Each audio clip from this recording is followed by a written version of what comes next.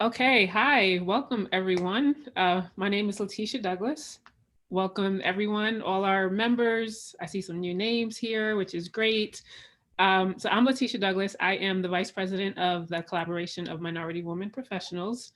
So I just want to, especially for our new members, I just want to give a very quick high level of the collaboration, introduce the leadership team, introduce our guest speaker, Keisha Blake, and then I'm going to hand it over to Sammy Williams, who will lead the discussion for us today. So the collaboration was formed about 2 years ago. It's just a space for like women to meet, to collaborate, to learn from each other, to share networking tips, and to just help each other grow in business, whether you're on the entrepreneurial side or the corporate side. So we have three founders. Well, we have four founders. Three of them are here today. Sammy Williams, and I see our other founder. Say hi. She's here with us today, Sydney Simpkins.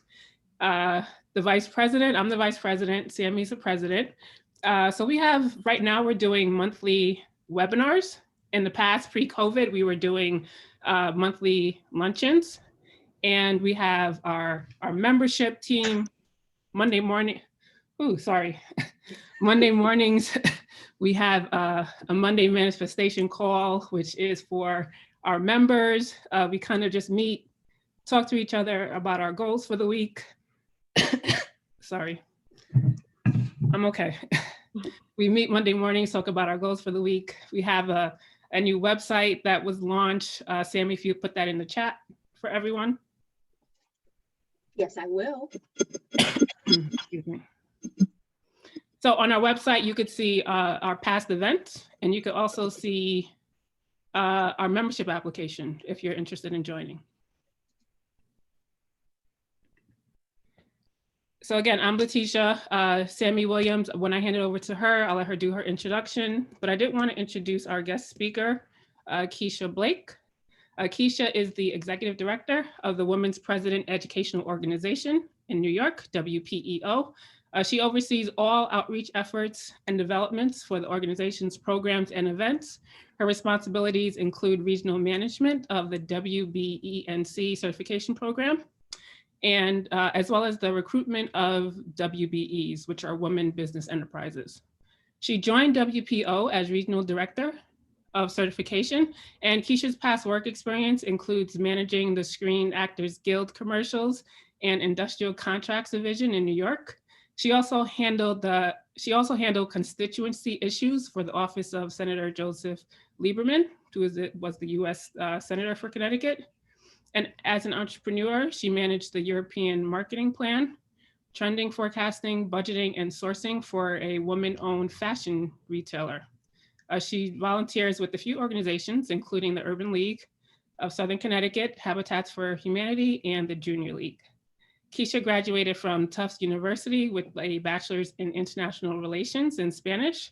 She did research at Oxford University and has a master's degree in Latin American studies from Cambridge. She also holds a law degree from the University of London.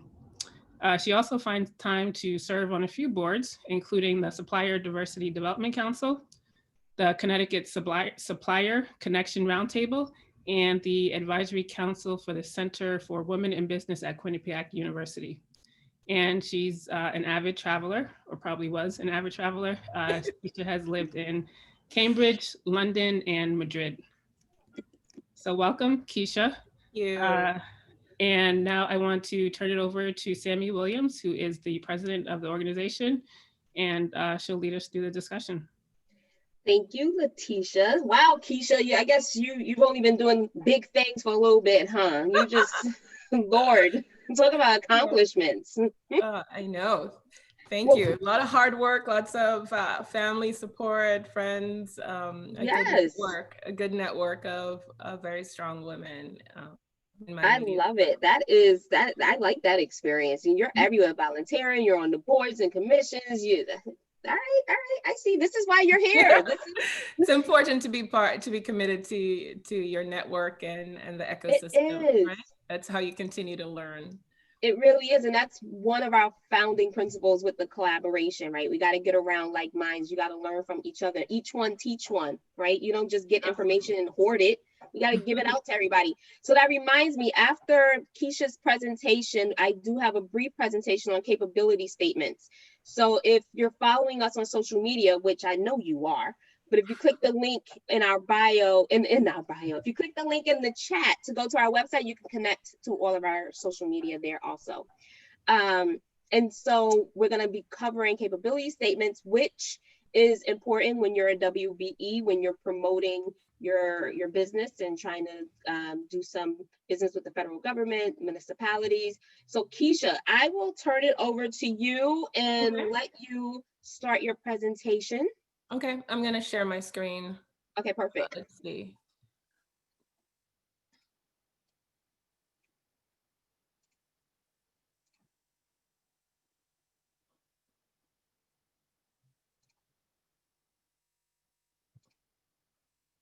So for today's topic, I'm going to be covering the topic of is women's business certification right for me or for my company? What I'd like to ask is just for basic housekeeping, a basic housekeeping request is that if you think of a question during my presentation, please just drop it in the chat function, and then we can collect them all together at the end, since there are quite a few people on the call, so we can keep it, so that I can share as much information about this topic as possible. So I'll do a general overview of WeBank and the organization that I oversee, WPEO. We'll review the network, what that means regionally and on a national level. I'll talk about certifications, Women Business Enterprise certification for private and public sector, give a general overview, talk about the criteria, and of course, get straight to the questions, like how do you make that final decision to pursue certification?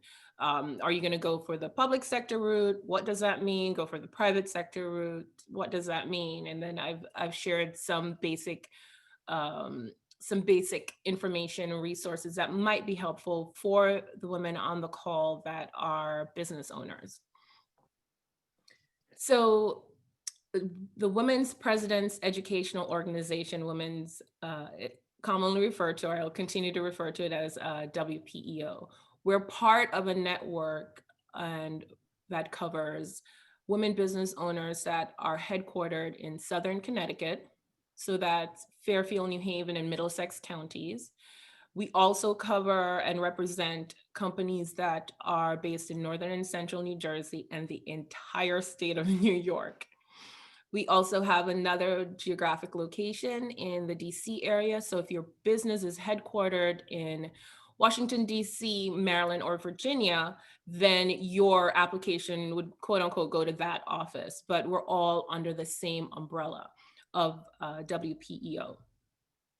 So regionally, we represent in New York and DC, almost 2,000 women business owners that are certified, that have received the WeBank certification from both of our offices. Nationwide, there are 14 regional partners, and we're all under the umbrella of the Women's Business Enterprise National Council. Once you start working within this network of diversity certification, you'll discover it's almost like learning a brand new language. We like to say MBEs, WBEs, WeBank, all WPEO, so it can get a little confusing. But we are, our primary purpose is to advocate for you as a woman business owner and find opportunities for you with our over 325 corporate members. So just to give you a visual representation, this is what the country looks like. It's been carved up into 14 regions, but we're all focused on delivering the Women's Business Enterprise certification. And so physically, it's a national certification, but really it just depends on where your headquarters and your RPO, your regional partner, really just depends on where you're geographically located. And your application, so Sammy and Diane that are both on this call are certified, and headquartered within this region. Their applications would come to my office in New York City. And we are responsible for making sure that all the T's are crossed, all the I's are dotted on their application. And we go through that whole process to make sure their certification is successful.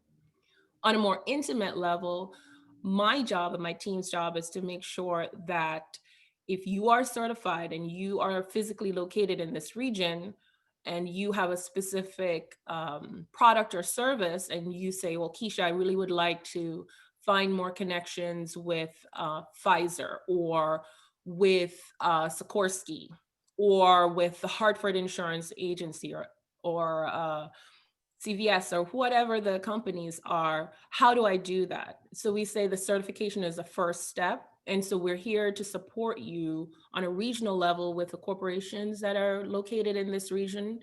But if you say, listen, I have a great opportunity with Toyota in California, will I be able to access their supplier diversity program, or are they interested in doing business with women-owned companies that are certified? And, is this certification important to them? Then absolutely, of course, you can access the supplier diversity programs at Toyota in California once you're certified. This is just one avenue to get access to opportunities there. So before we even start on the journey to what is certification, a part of the due diligence that you have to do for yourself is to figure out, first, do I meet the criteria for certification?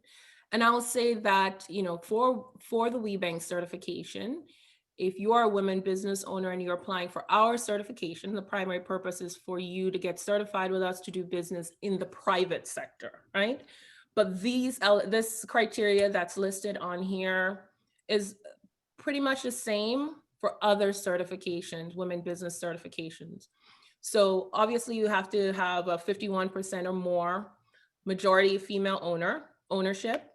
We have to make sure that if Sammy says, well, this is my company, I am the person who's here day to day, I am a woman and I'm managing the day-to-day control. No, my business partner, or even if she has a business partner or an investor that's not a woman, that person isn't restricting the control of our company. So she wakes up one morning and she's like, well, here's a strategic direction of my company. She has to have unrestricted control.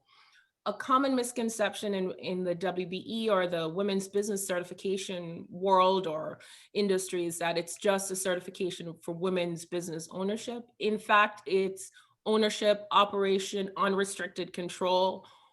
Obviously, you have to know what your company does every day. You have to have some sort of expertise in whatever goods or services your company provides. And you have to be able to operate independently from another company that perhaps that is not eligible for a certification, and a company that is not going to be, that you're not overly reliant on. So we have to make sure it's independently owned, operated, and you have unrestricted control. And obviously it goes without saying that the woman has to have the highest defined title in the company, in addition to all the ownership criteria.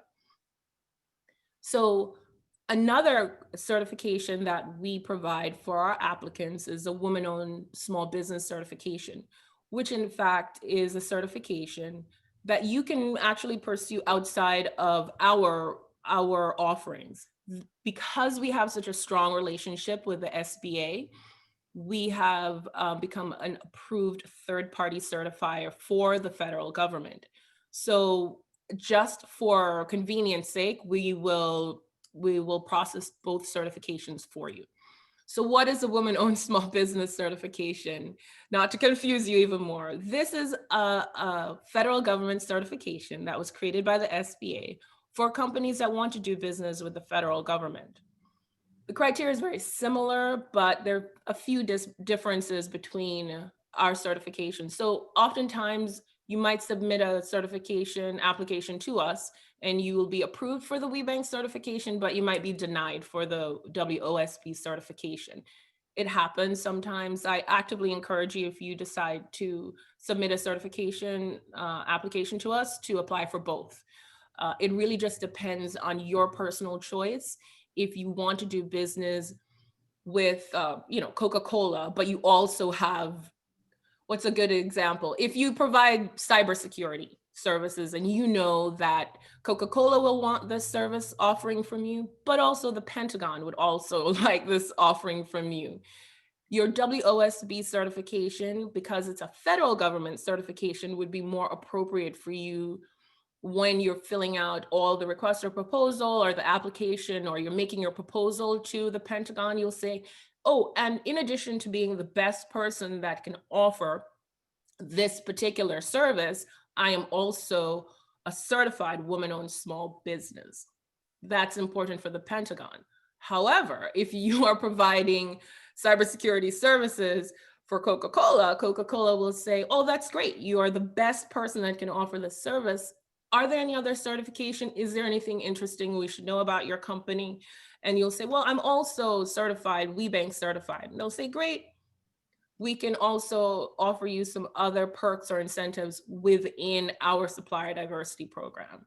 So it's a little bit different differences within the criteria, but very similar. It really just depends on your personal choice and of who you want your particular client to be. So as I said before, private sector certification would be commonly known as a WeBank certification. Other public sector certifications also are available. New York State has a Women Business Enterprise certification. So does the City of New York. We also, at WPEO, we have a relationship with both entities. And so if you're certified with us, we offer you a fast track option, so you wouldn't have to wait you would take a separate route because you've already done the due diligence with us. You should be able to get through their application process super quickly. State of Connecticut does not have a WBE or Women Business certification necessarily. They do have small business enterprise or minority business enterprise. I would suggest that you look at the State of Connecticut's website to see if you're eligible for any of their diversity certifications, but there's certainly opportunities available there. And I've already mentioned the Women-Owned Small Business certification. So just as a quick recap, private sector women business certifications are for companies that primarily want to do business within the private sector with a Fortune 500 company like JP Morgan Chase or Coca-Cola.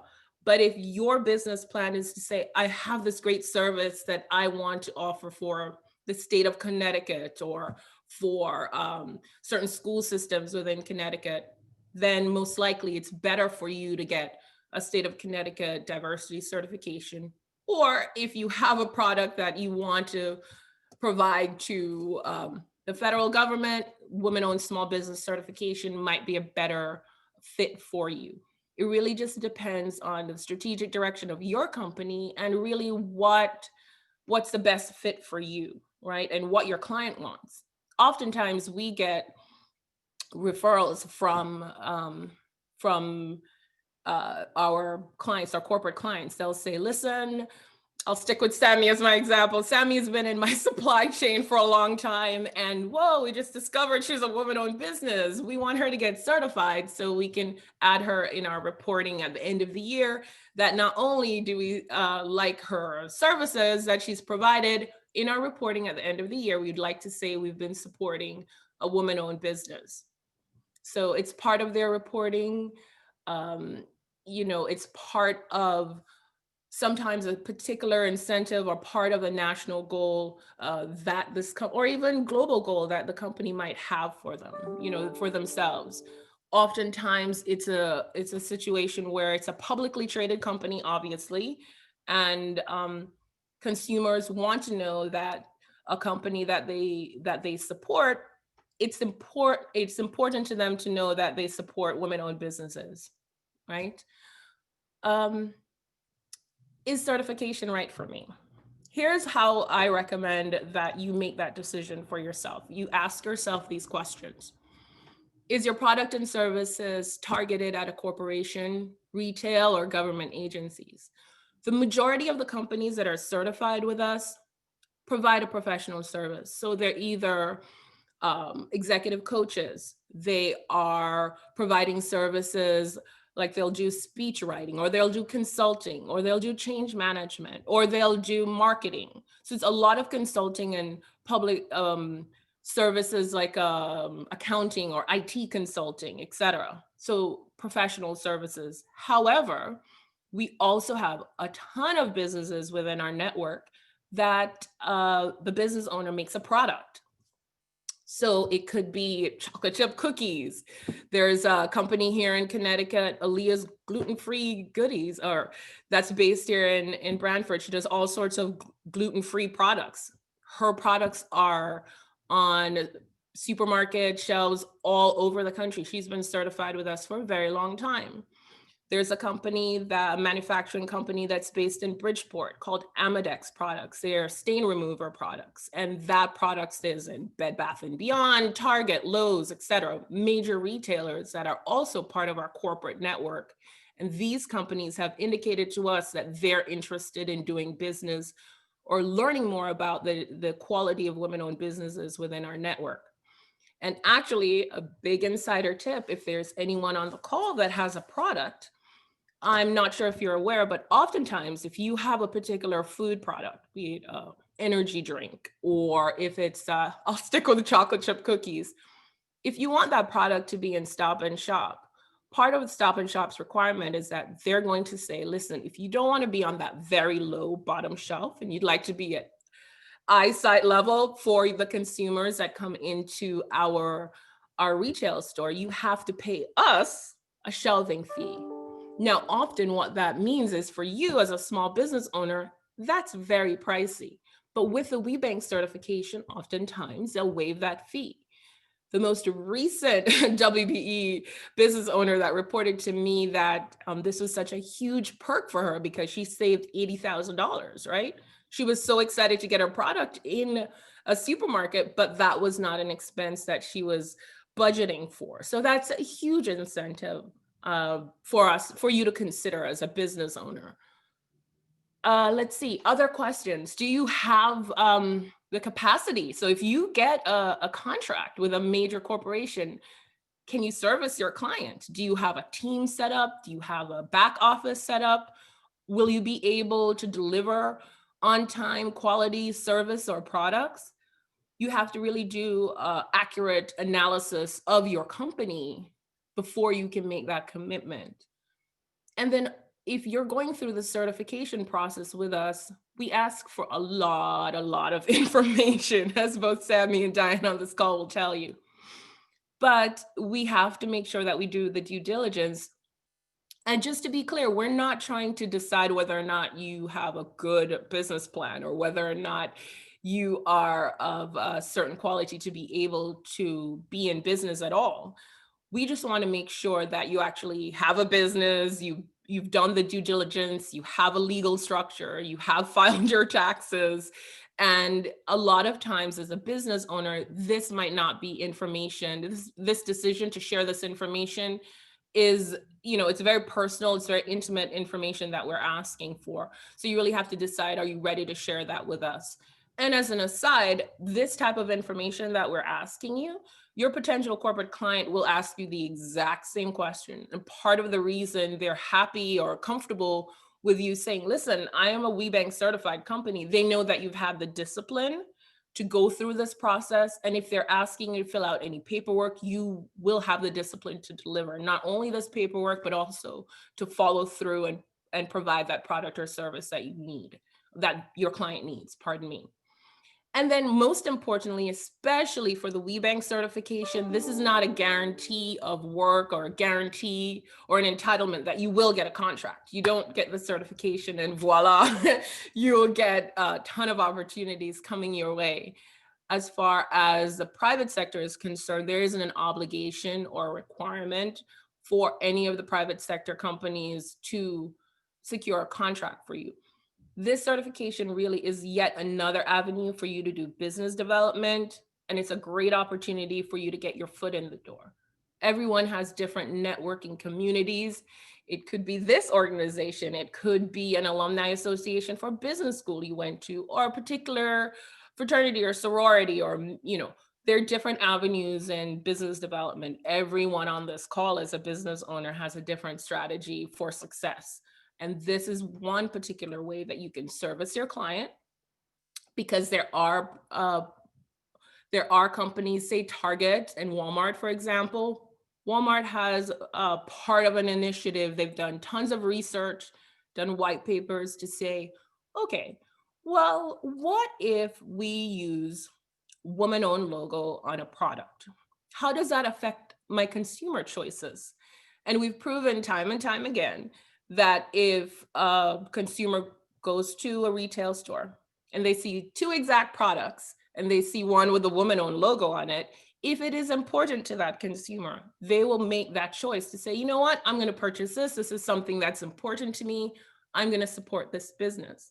But I will say that there are tons of businesses out there, and probably something in your house right now that's been designed or manufactured by someone in our network. They might not use our logo, but it's something that we've been actively encouraging them, and as an organization, providing different avenues for marketing. So that's something for you to consider as far as a great way to market your company. Let's see, commonly used terms that I've probably thrown around throughout this discussion. WBE, which means Women's Business Enterprise. WeBank, this acronym looks different, but that's something that you'll hear in this network, Women's Business Enterprise National Council. Again, we are the largest certifier of women-owned businesses in the country. I have the national website here, so that's webank.org, WBENC.org. Regionally, we would represent you. I'm assuming most people on this call are from this region. So we not only process your certification, we're very active advocates to make sure that you are getting every possible opportunity for businesses, not only to connect with our corporate members, but also with each other. We have some very large women-owned businesses here in Connecticut, and just in our region here in the New York, New Jersey, Connecticut area. We have one of the largest companies that's within our network in the country. Last year, there's a company, SHI, that's based in New Jersey that reported a revenue of $10.1 billion. And she's certified with us, which means that, she is committed to this network and committed also to reaching back and hiring women in this network, because she also established a supplier diversity program within her company. So there are tons of opportunities for you to do business with each other, the women on this call. There are tons of opportunities for you to connect with our corporate members. It really just depends on how you do business or how you prefer to do business. The Women-Owned Small Business certification is something that we provide as a service to you. And of course, the system for award management is where the platform you need to register before you can take that step to get certified as a woman-owned business with the federal government. SBA, I'm sure many of you are already familiar with them, great support system. We have very good relationship with them. So, we try our best to promote the offerings they have and programs they have. Keisha, before you move on, since you're talking about the commonly used terms, yeah, can you talk about supplier diversity? You mentioned that earlier. So supplier diversity. So most businesses get certified as a woman-owned small business or women's business enterprise with WeBank, or you might get certified as a minority-owned business, right? So we have a counterpart, NMSDC, that provides certification for minority-owned businesses. Similar criteria, you take the woman out and you say 51% or more minority-owned. The reason that you get this diversity certification is so that you can access supplier diversity programs with these companies like Pepsi, Coca-Cola, Target, etc. Each company has a different mission or goal for their supplier diversity programs. Some companies will say, listen, it's our push this year to hire or purchase products and services from with 30% of everything we purchase will be from a diverse certified company. So the supplier diversity program really is a program that a lot of corporations have, and they're looking for qualified, certified women-owned businesses, veterans, minorities, um, LGBTI-owned businesses, because they want that diversity. They'd like to drive that innovation by making sure that they're making all best efforts to purchase goods and services from a diverse business owner, to make sure that for some companies, they've done the research and found out that the more diverse their supply chain is, the more successful they are. So we would like to say that they're doing it for the right thing, but oftentimes they're doing it because it helps their bottom line, right? So hopefully that helps. But if you have a client that you're already engaged with, or you say, oh, I really would like to do business with Pepsi, and you Google Pepsi supplier diversity, you'll see a lot of information about their efforts to engage with certified diverse business owners. It's part of their mission statement. And it's the reason that we are advocating and pushing so much to say, listen, there are great business owners there. They could be small, they could be diverse, they're veteran owned, but let's get them in the door so that they can show you what product or service they can offer you. Does that help, Sammy? Yes, thank you. Like you said, it could seem like a different language when you're just learning. So thank you. Absolutely. Absolutely. There's some additional resources here for you that many of you might already be familiar with and might have already engaged with, but these are also what we refer to as our alliance partners. There might be some services that we don't provide, but we want to make sure that you reach out to these organizations because they're all advocating and working to help you as a business owner to be successful and figure out which resources you need and when. I've also included just our names here. We have a pretty robust team in the certification team in New York and also in DC.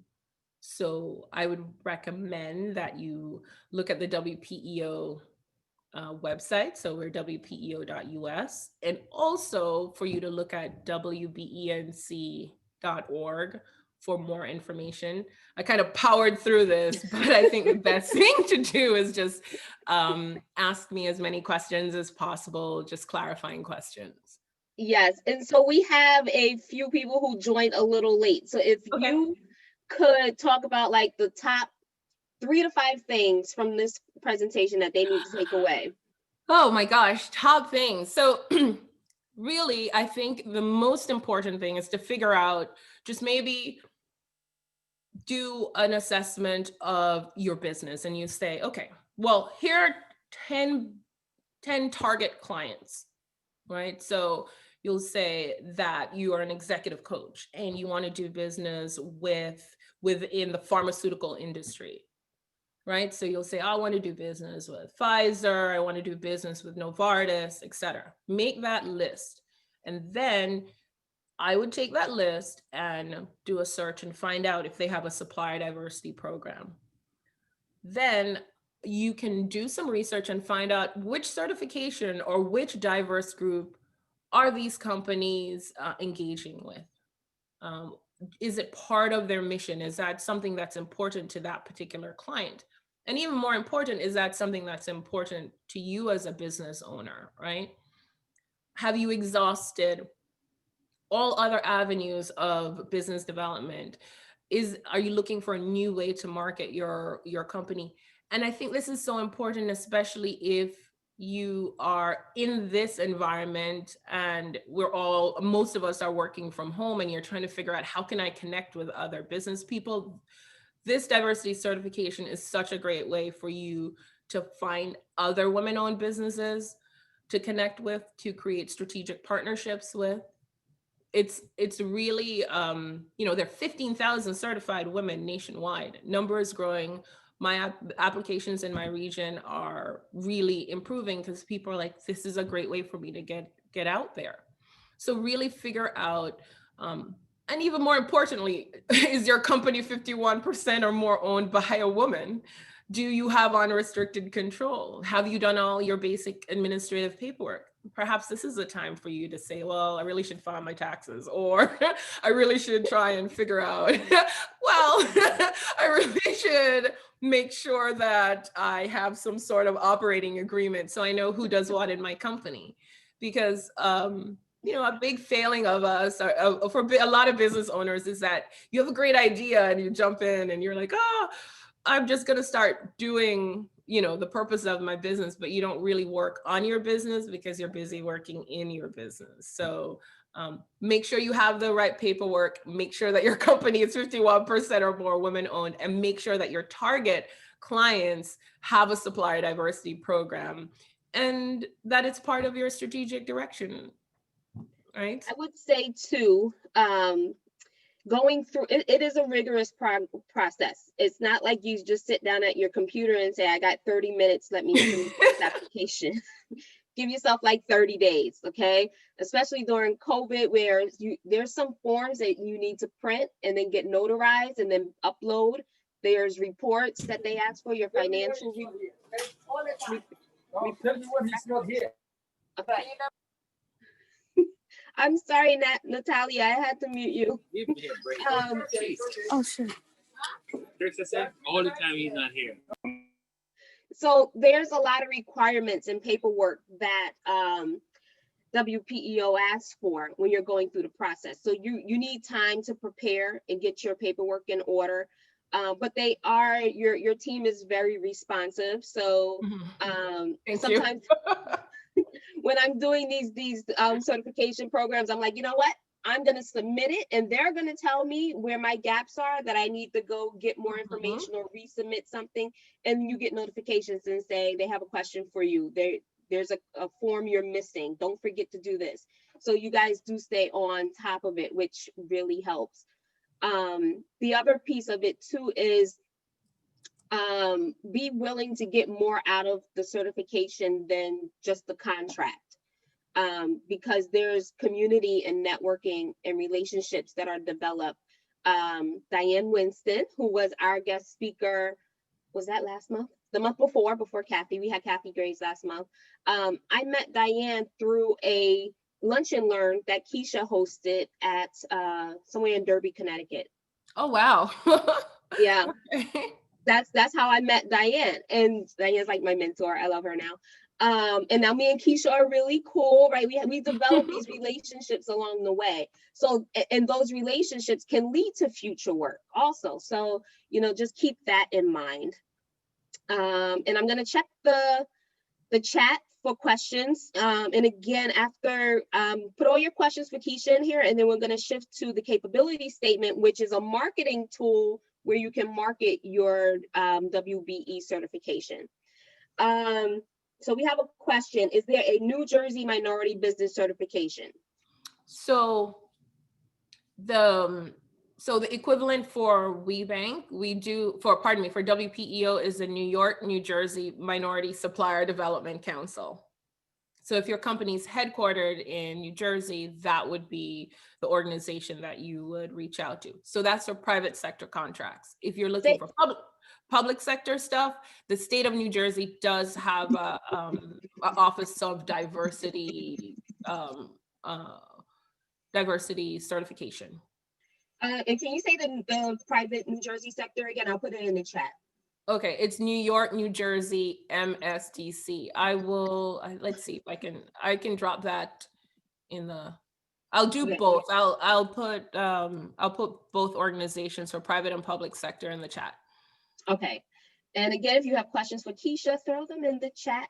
All those questions that some of our members, our collaboration members asked me during the Monday call when you asked about the certification process, Keisha's the person you want to know. She has all of the answers. Oh, thanks.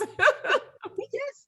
Rachel asks, have you seen programs or opportunities that seek health and wellness support for their companies or brands? So I think that's very much a niche type of business, but during all of this remote work, absolutely. We have a company that is that does ergonomics. So they'll come into your office or to your workstation and help you stand correctly, sit correctly, hold your tools correctly. And so that's under the umbrella of health and wellness. I think my advice to you is if you were approaching a corporation for that particular type of service offering, you could also see that as as an employee benefit. So I would recommend reaching out to the benefits department of whichever corporation. So yes, to answer your question, I have seen opportunities that have come up for that sphere. And Candida says, great advice. Of course, that's why we have people here. Of course, thank you, Candy. We have another one. What is the best way to get in touch with someone at WeBank to go over requirements? Or okay, so I would recommend that you just contact me and then I could just send you to the, direct you to the right person. Hopefully, you are in my RPO, and then my team, as Sammy said, they're extremely responsive. So I will put my email address. I was just about to do that. Okay, so Keisha's going to put her email. The second part of that question is, do I need to start an application first to discuss requirements? I have questions about the requirements for applying. I have emailed several WeBank persons per website and have not been able to get a response. Yeah, so just email me directly. I would recommend looking at the list of required documents on the website, see if you could gather those documents, and actually just reach out to me directly, and either I will go over the documents with you or someone on my team will go through it with you. Thank you. So Keisha put the link to the New York, New Jersey Supply Diversity Program in the chat, and also her email. And then there may be some requirements, some forms that they're asking for that they will provide to you. So you may have to just click the link, the button, and print that form and either sign and notarize it or just sign it.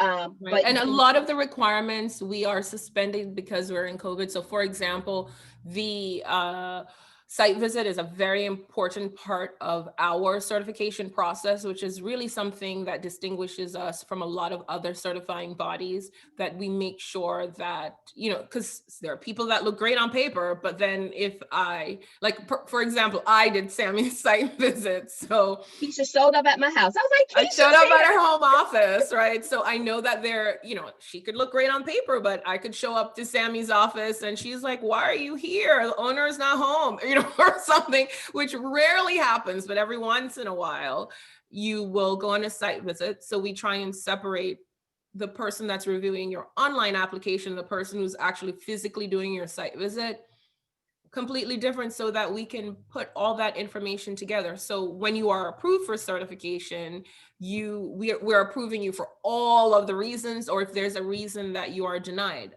I've done site visits where I've voted to certify someone, but then realized in their legal documents that there's a huge restriction in their legal documents. So they are not, they can't be certified.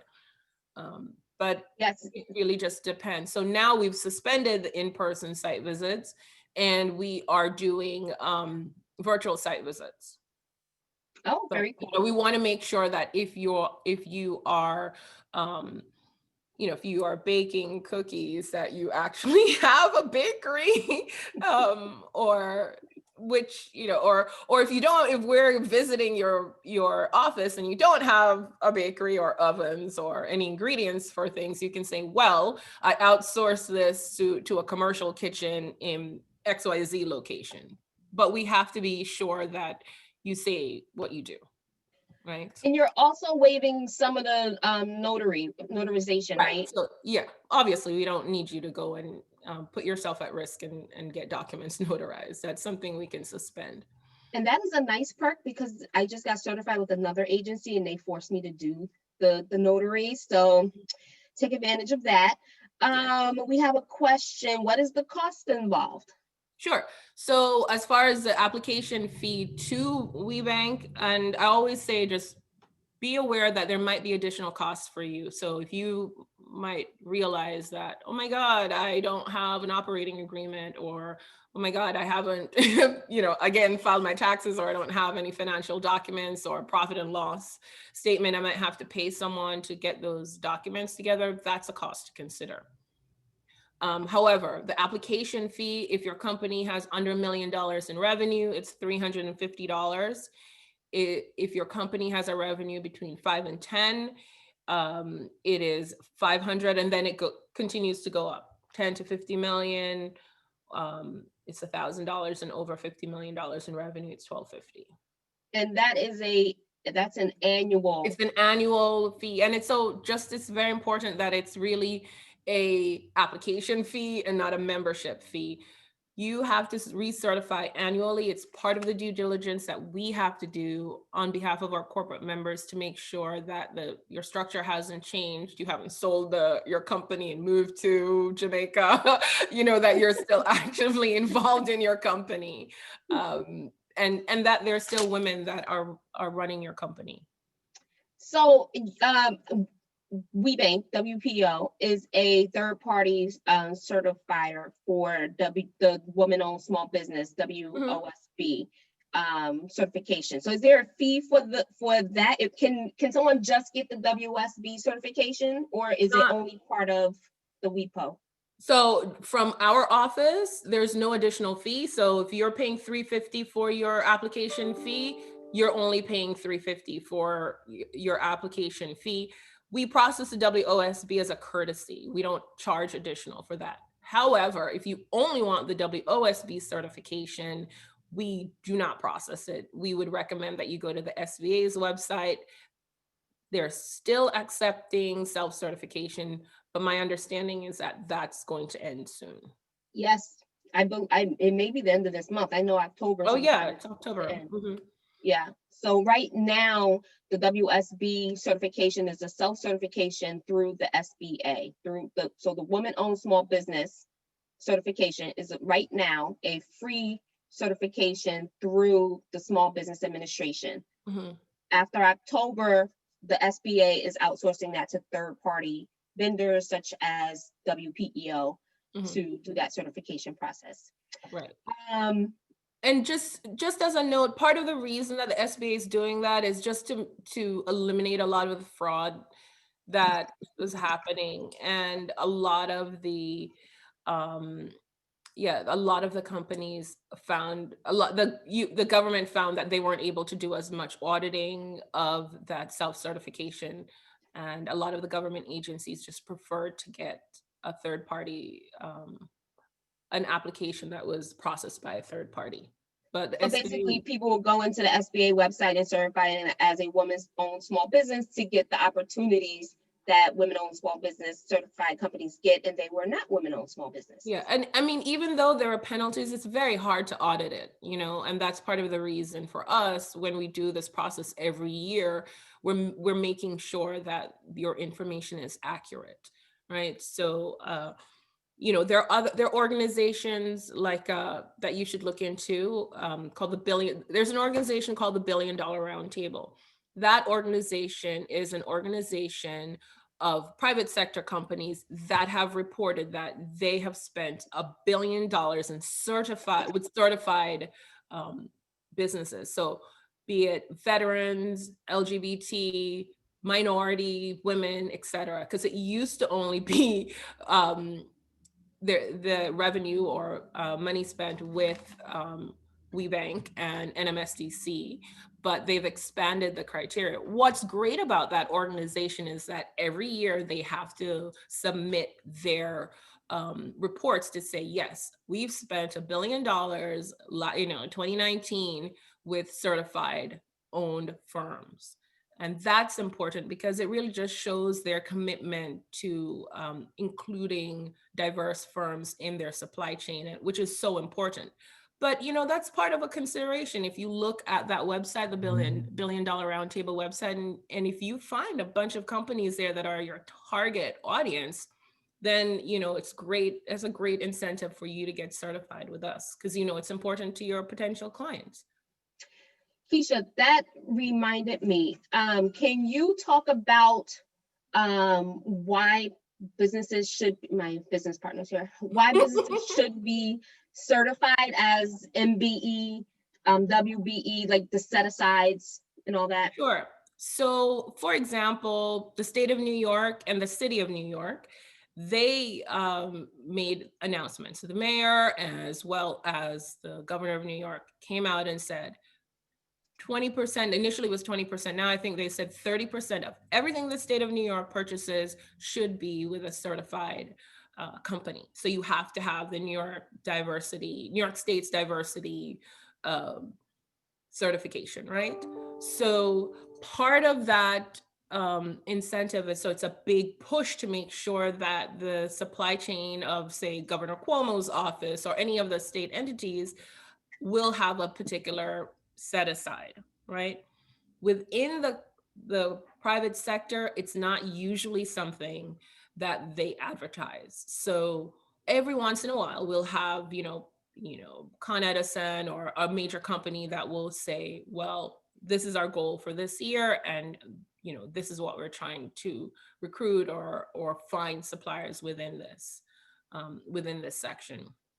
With the WOSB, I will also share that website to say that there are specific set-asides if your NACE code or if your business classification fits within a certain classification code. The federal government will set aside certain contracts to you to give you priority to get those opportunities. But that it's very, very particular. And I think, again, it depends on the product and service that you are providing, and if your potential client has a set aside or has a focus for that particular product or service. Okay, perfect. I had to make sure I was off of mute now. Okay. And then Andrea asked, maybe you can throw up the map again. She's asking about California. So what is the agency in California? And while you do that, I don't know how, but I got on, it was one of the emails from WeBank. I ended up on the email list now for the regional program in the Texas area. Oh, really? Something West, I think. Yeah. I'm like networking in Texas. I go to a networking call, Zoom, speed networking call, and I'm like, is everybody from Texas? And they're like, yes. So I don't know how I ended up there, but you were with WeBank West maybe, or WCBS? WeBank West. Both of them. I'm on both of their email lists. I don't know how. Debbie, we know you're a hyper networker. We know how. I can see you, Sydney. I can't control myself. Sure. So where someone wants to know about California, okay, so California is separated into, so WeBank Pacific covers the top half, and I think Hawaii, and then WeBank West is the bottom half of California and part of Texas and Nevada. Yeah, from what I can remember. Okay. But I can send you that. If you tell me about the specific headquarters or location, I can make the connection for sure. Okay, so Andrea, if you're listening, can you put that in the chat where you're at in California? Okay, I will. Thanks. Oh, you can tell us. Where are you at in California? Yeah, where are you? So we're considered Southern California. So I'm thinking where we would be WeBank West. WeBank West, most likely, yeah. Yeah, so I mean, it's, to Sammy's point, it's great, especially now it's virtual. You can travel and network with all of the RPOs. And quite frankly, if you're still unsure about whether or not you want to get certified, you can check out their websites and see what that community is like. And maybe you meet someone that you want to do a strategic partnership on. Partnership is super important. Maybe you can handle a $500,000 contract, but you might have an opportunity for $1 million contract. You can meet another business owner that's evenly yoked from across the country and sign a partnership agreement to go after some business together. Really just try and be as creative as possible, because we don't want to be a statistic, right? So women of color are really struggling in this economic climate. And so we want to make sure that you not only survive, but thrive. So super important. So any kind of resources that we can share with each other, we absolutely have to do it. So yeah, certification is just one way. If you're unsure and you're not sure and you just want to dip your toes in the certification waters, I would start with a free public sector certification. So start with the state of Connecticut, or if you're doing business with the city of New York, check out their diversity certification requirements. You might qualify or be eligible, and see how that feels. And then start with a WeBank application. Yeah, and that's what I tell people too. There's free certifications, and then those are usually the local, regional, and then there's the national level, which have a cost to it. But more and more, when you're filling out applications and submitting different things, they'll ask, "Are you certified?" So it's good to be aware of it, and also going through the application process helps you kind of get your ducks in a row to say. First of all, what is that? I didn't know this in operations agreement. I don't know what this is. And you start to learn more about professionalizing your business. Right. Absolutely. I'm going to say this name wrong. Ajuska, I can't. And she wants to know, we talked about the fee for the certification, but she also says, or does one fee cover them all? What do you mean by cover them all? The fee that Keisha talked about is just for the WP application. Yeah. For WeBank. For WeBank in the WOSB, if you choose to do that. Yeah, sorry about that. And maybe I turn on my camera as well. Okay. Yes, we love to see you. Oh, there she is. Lighting is not that great. But yeah, my question was around, if the fee, because Keisha talked about also being able to cover other certifications. So if I were to target, for instance, New York City as well, is that a different fee, or is also part of the, if I were to do the... So if you just wanted to try the New York City women's business certification, you can do that directly and it's free. The only certifications that have an annual application fee would be the WeBank certification, and of course, the the National Minority Supplier Development certification. Okay. Right. So we are the two private sector certifications. Okay. Yeah. So I was interested in the WeBank, and then I was asking if like the New York City one, it's also. Okay. So yeah. So the New York City and New York State are free.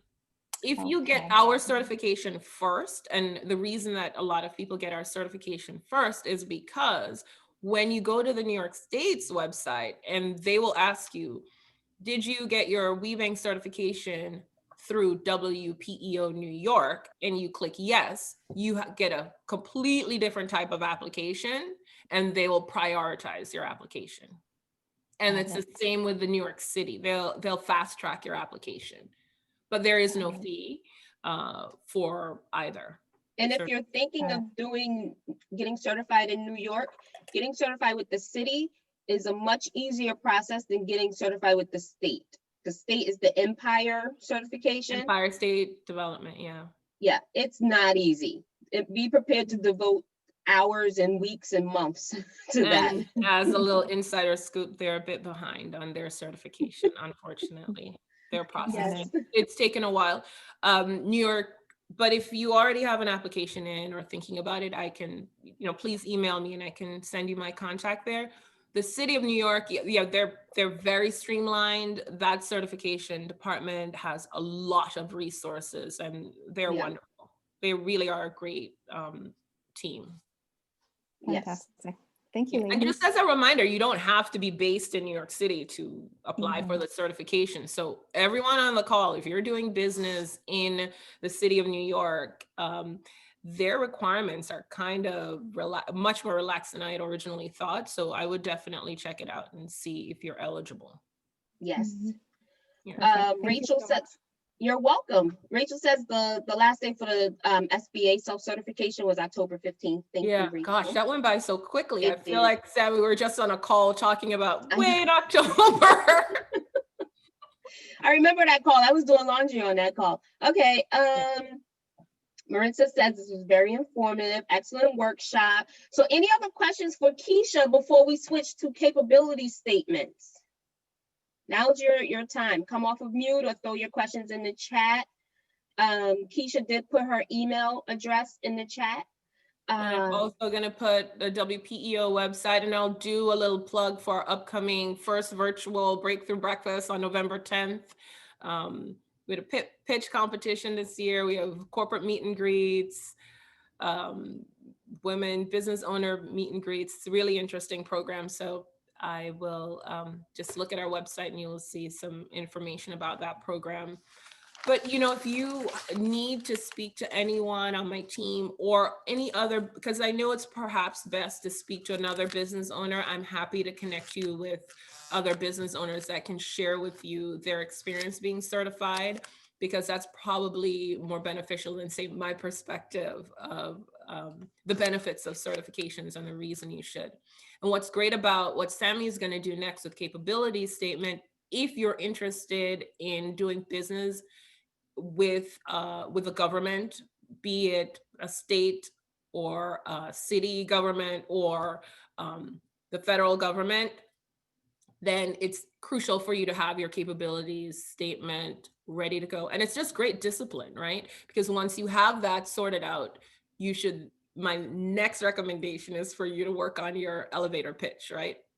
So you have to get your 60-second pitch together, your 3-minute pitch together, right? And the capability statement is where you start. So you don't lead with, oh, I'm a certified business owner. You're like, hi, my name is Sammy. This is my business. This is what I do. Here's why I do it the best. By the way, I've done some research on your company and you need me because I read in the newspaper that X, or I read your reports online and I know this. So yes. And another point that I did forget to share with you, a lot of the supplier diversity teams at these major corporations are very small. And once you get certified, or if you're already doing business with a major corporation, but you just need to get certified and then connect with that supplier diversity department, that person can be your business development person, because supplier diversity doesn't purchase anything. Their job really is to advocate for you. So you could say, this is what I do. I just want to let you know that I've been in your supply chain. I've been doing business with you for a while, but I just got certified. Are there any other opportunities for me? Or, if as I said, that you've been doing business development, but you've been stymied, you can't move forward, you can say, listen, I've tried other avenues to do business with you, but it hasn't been successful. So here it is. I'm newly WeBank certified, and I usually speak to Sammy because she's head of this department, but can you make an introduction? And here's what I do. 3 sentences, that could be super helpful, because all that supplier diversity person has to do is like, hi, this supplier, reached out to me. Any interest? Make that introduction. So you kind of have to spoon feed them, and you guys are the best people to sell your product and service. My job is just to sell you guys and advocate for you to get your foot in the door. Once I get your foot in the door, then you're on your own and you can sell away. But happy to take any more questions. Email me and talk you through that process if there's something that I've forgotten. And I have on our Monday manifestation calls, we talk about our goals. And I have a list sometimes of companies, major companies. And my goal was to register in their supplier diversity programs, because if you're thinking of a company, Kellogg's, Johnson & Johnson, whatever it may be that you want to do business with, you want to connect with them. And you also want to make sure, because your initial connection, they may say, you need to be in my supplier diversity program before I can even talk to you, right? Like, are you here? This is the first step. Right. So you want to make sure that you're going to those companies' websites and searching for their supplier diversity program and registering your company with them. And then you'll also get on their email list. So when opportunities come out, they Right. will email those people who fit your category. Okay. And that's great. You know, what I've noticed, especially during this time where everybody is working from home, a lot, you know, WeBank has some great, so if you go to the WBENC.org website and you look for resources, there's tons of continuing education programs. So ways for you to work on your business now. So you might not have a lot of opportunity to sell, but you have a great opportunities to improve your business. We have programs at the Tuck Business School at Dartmouth. We have great programs to develop you and improve your company. If you also look at a potential clients, like yesterday, Sammy, you were at a program with Freddie Mac. Freddie Mac says they have a supplier development program. All of these programs to help improve your business, teach you how to do your business better. But also it's your way of getting in with the people at Freddie Mac. So they'll say, oh, this person has been performing so well in the supplier development program. And once they've graduated and they know how to do business with us now and know more about our culture, we're going to introduce them to procurement or the buyers. So look at a lot of these companies will have, you know, like business academies. And you know, so you have to constantly improve. And now that things might be a little bit quieter for you, depending on what you do, look for those programs. A lot of them are free. You just fill out an application and you're like, yes, of course, I want to learn how to be a better CEO. Yes, of course, I want to find out how to improve my business structure, build a better team, be more efficient, sort out my social media presence. Present your financials, right? You got to know how to present your financials and speak to them. Right. They'll teach you stuff. We have a great development program with Capital One. We talk about, you know, the key people to have in your business. So, you know, the benefits of being certified go beyond just getting business. It's also improving your business. So, you know, we teach you, make sure you have insurance for your business, make sure, you know, especially for right now, you know, a few years ago in this the Capital One program, we were working with a group of suppliers and they said, do you have business interruption insurance? That was new information to me, but I tell you, all those companies that got business interruption insurance right now, they feel pretty good about making that investment a few years ago, right? So make sure you have good insurance, make sure you have a relationship with your business banker, make sure you have an accountant, all of these elements to make sure you have strong foundations. So when Kathy Graves from the city of New Haven calls you and wants to do business with you, you say to her, I have a great back office. I'm ready to go, right? That's right. So, and I'm certified. And you're certified. So guess what? Yeah. So I'm going to stop talking, Sammy, because I want you to talk about your capabilities statement. So I'm signing off. So thank you very much, everyone. Well, Keisha, thank you for joining us. Thank you for being our guest speaker today. I think this was so informative, and I think a lot of people learned a lot of good information. I've learned some good information. Mm-hmm. I'm going to pivot to capability statements. So yes, if you have been on our social media this month, you have noticed we've been talking about capability statements. So we're going to go through the capability statements. Letitia, I'm going to leave you to do the chat while I go through this one. So what I did was take the social media post and just throw it in PowerPoint so we can see it on the biggest screen and discuss it, right? So you want to think of your capability statement as a resume for your business.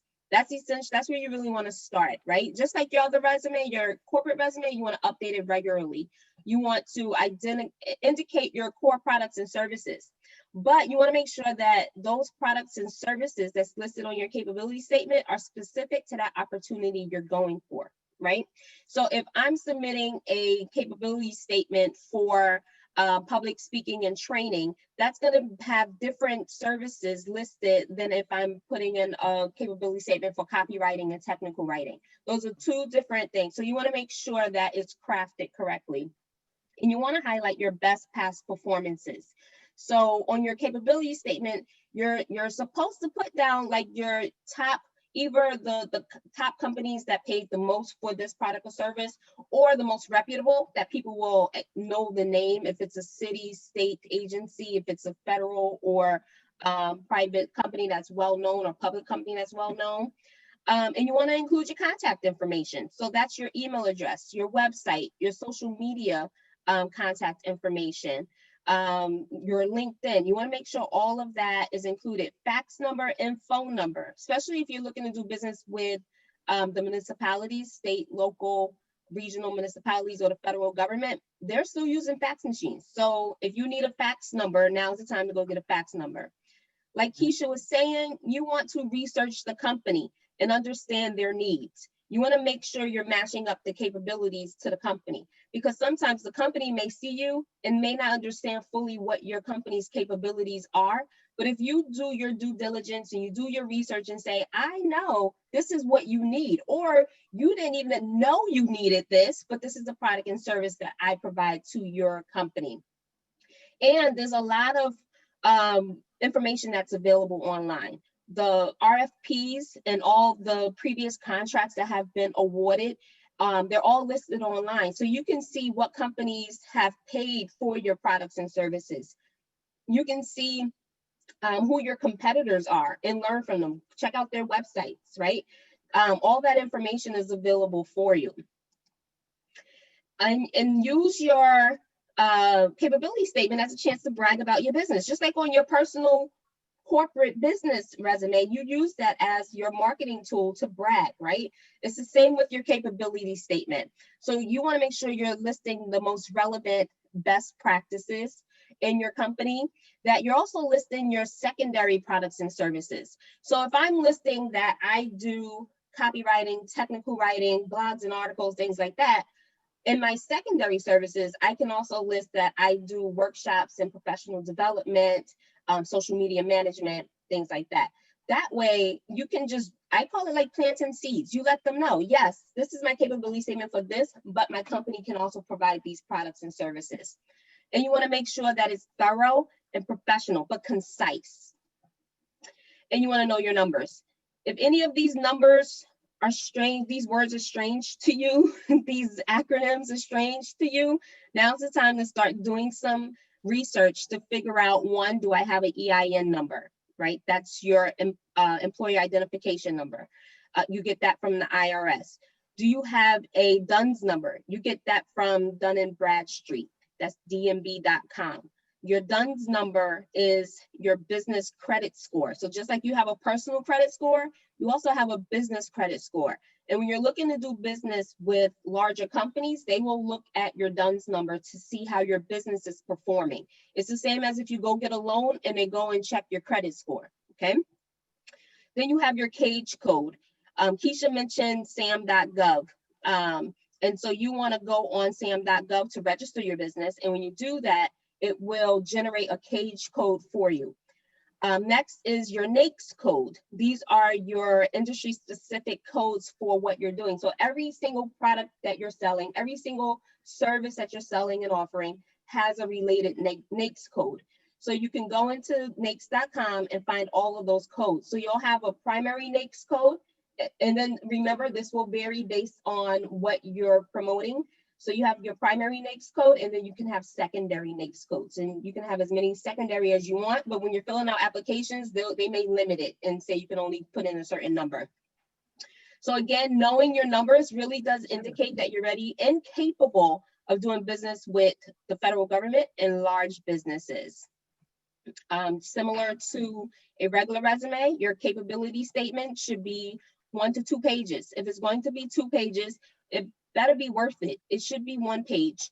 If it's going to be 2 pages, it should also be back to back. It should not be stapled together. And you want to use bullet points, not long sentences. You want to keep it simple. You want to take whatever paragraphs you think you want to share and put it into concise bullet points. And then content positioning, we posted this on our social media today. You want to make sure your critical company information is listed on one side of the document. So one side of that page is going to list all of those codes that we talked about, those numbers, your contact information. If you have a certain person who handles the contracts and RFPs, that will be their information, fax number, phone number, social media. You want to make sure all of that company information is clearly listed on one side of the capability statement. And you want to use industry specific keywords, because just like when you get into those supplier diversity programs, when they're searching for the companies that offer what you offer, they're using industry keywords. So you need to make sure that you're thinking, just like when you go on Google and you're searching for, you're using the shortest amount of words to find what you're looking for. It's the same with your capability statement. Identify those keywords for those opportunities that you're going after, and then inject them into your capability statement. And you want to use some graphics. So we talked about the certifying agency logos. So that WeBank WPEO certification, once you get that, you can take that logo and place it on your capability statement. I just participated in a business matchmaker where we did one-on-one connections with larger companies. And when I show my capability statement, they immediately say, oh, okay, you're already certified, because it's there, the logo is easy to recognize. You also want to include your company logo, and you want to make sure you have consistent brand imaging throughout your capability statement. So your brand colors, your brand fonts, those should all be consistent. So with the branding, we have your logo. If your headshot is relevant to your industry, you want to include that, your brand colors, and your consistent fonts. So your fonts shouldn't be changing all over the place. They should be consistent and they should match your brand. So the font you're using on your capability statement should be what's on your website or your landing page. And differentiators, you want to highlight what really makes your company stand out and makes you better than your competitors. Remember, you're bragging about yourself in the capability statement. And brevity, right? You want to use brevity. You want to use short sentences and bullet points. So your must-haves are the numbers, the cage code, the DUNS number, the EIN, your primary and secondary NAICS codes. If you have any industry specific codes, there's lots of codes you can end up putting on your capability statement. And then your certifications, you want to make sure you have all that listed clearly.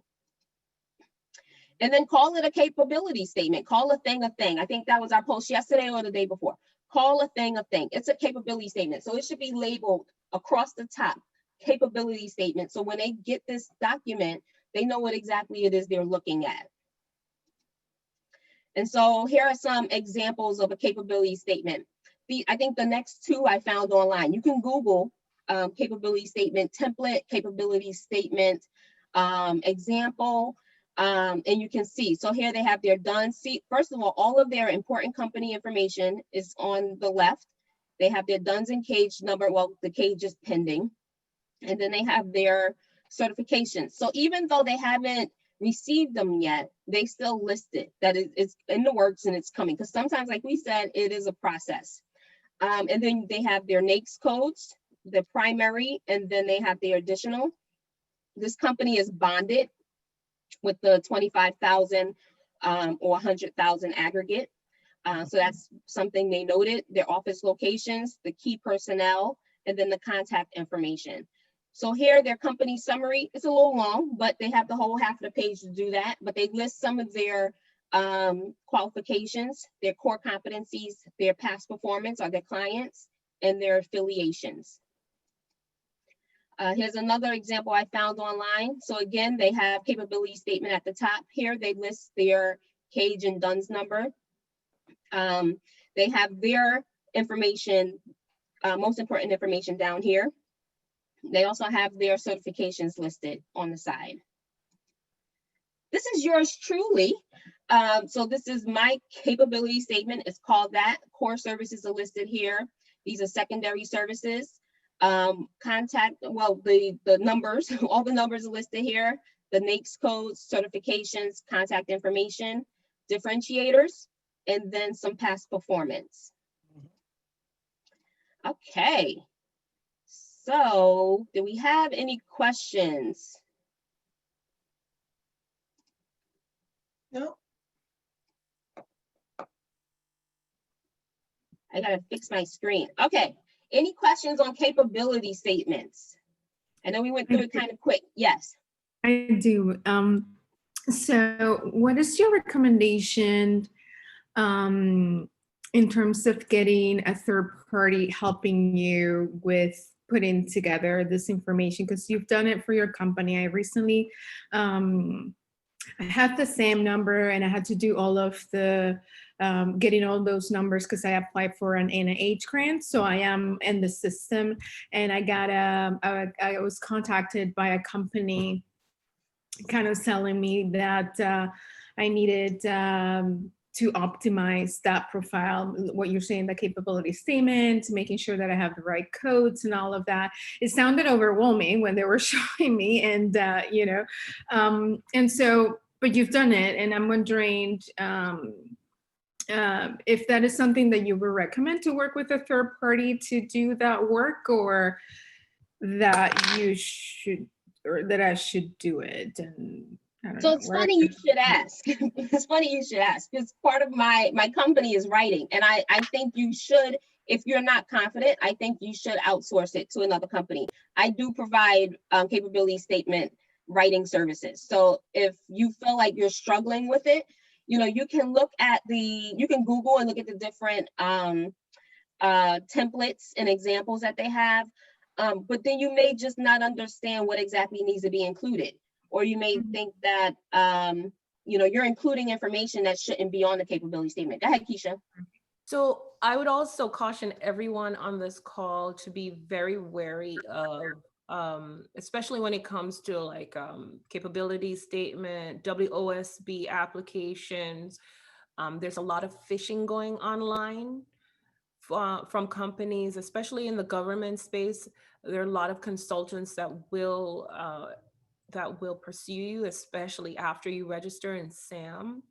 I've heard upwards to a fee of $5,000-$10,000 where people are like, I will optimize your capabilities statement, introduce you to the correct government entities, as well as, help you with your application. So obviously just be very cautious. I think the service that Sammy provides and other, writers will provide, probably, I would recommend, absolutely, it's a wise investment.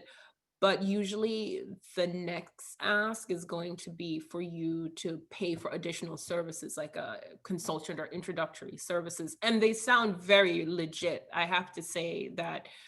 And they also look legit too. They look extremely legit. When you register in sam.gov, especially when you're a newbie, you register, and then all of a sudden, even now, I'll get, because you need to re-register. I think every year you got to recertify or something.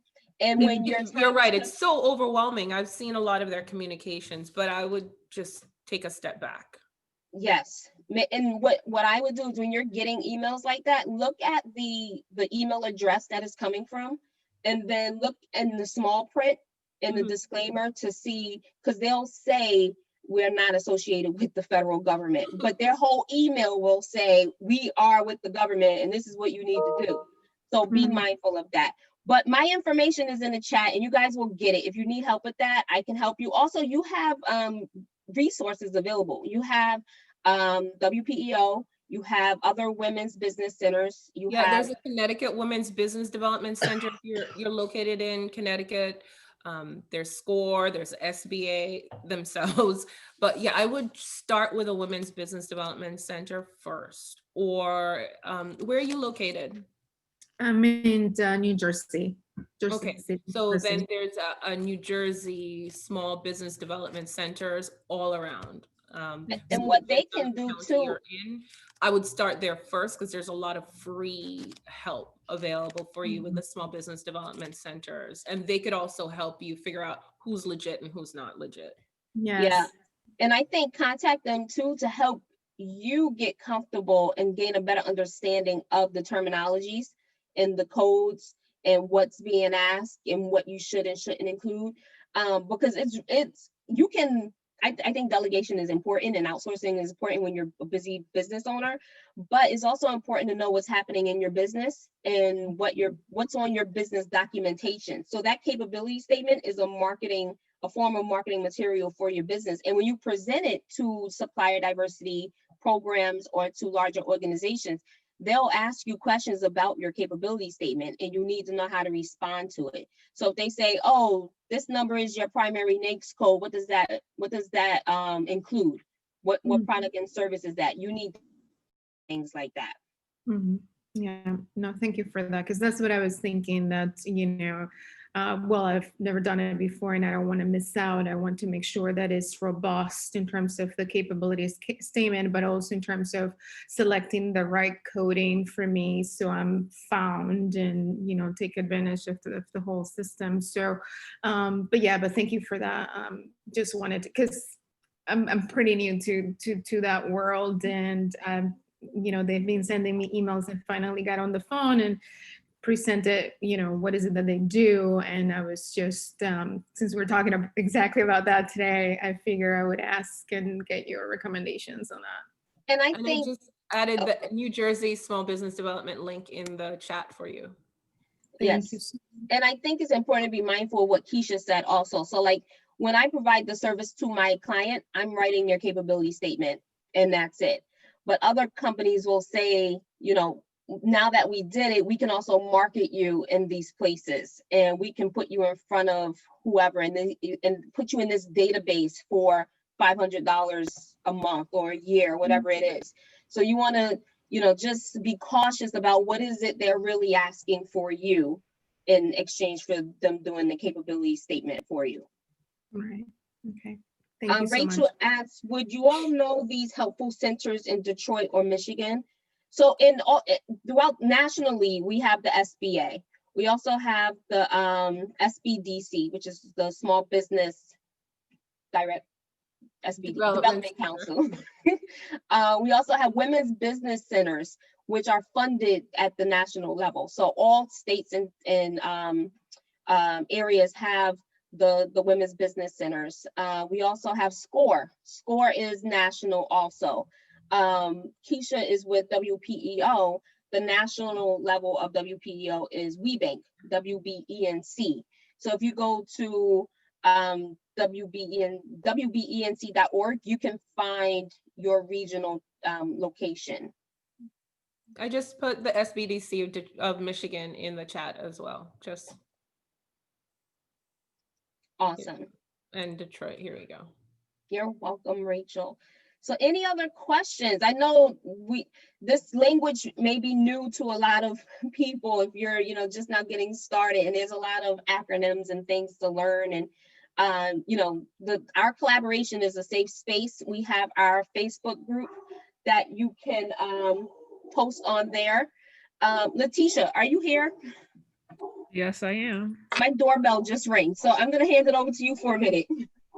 Okay. Sorry, I'm here. Yes, does anyone else have any other questions? So we're past 3:30, so I think we could actually wrap it up now. Again, we're going to save all the contact information, and we'll send that out to everyone. Visit our website for information on our next event. We should be having something again before the end of the year. And to see all the past webinars, if you haven't seen the ones that we've had over the past few months, the links to the replay, they're on there for you to view. And feel free to visit our Facebook page. We try to communicate on there daily. If you're interested in becoming a member, let us know. The information is also on our website. And thank you all for coming. Job well done, Letitia, as usual. Oh, we over? Thank you, Keisha. Thank you, Sammy. This was awesome. I'm also gonna I'm gonna put the our website in the chat again.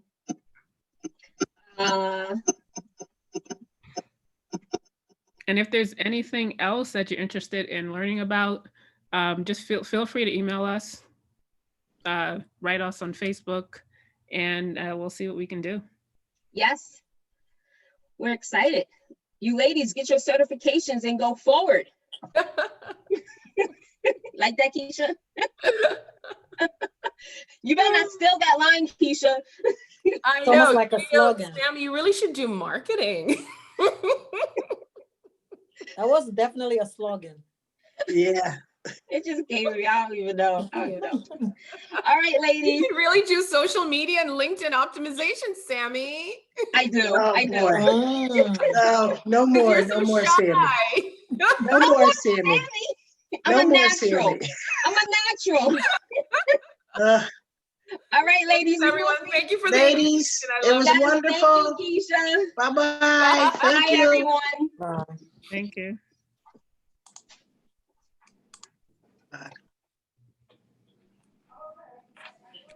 Yeah. Why am I looking at you, Nay? Oh, All right, God. I'm gonna end this. Thanks, everyone. Try to exit it. Well, I just said leave. Leave. I will.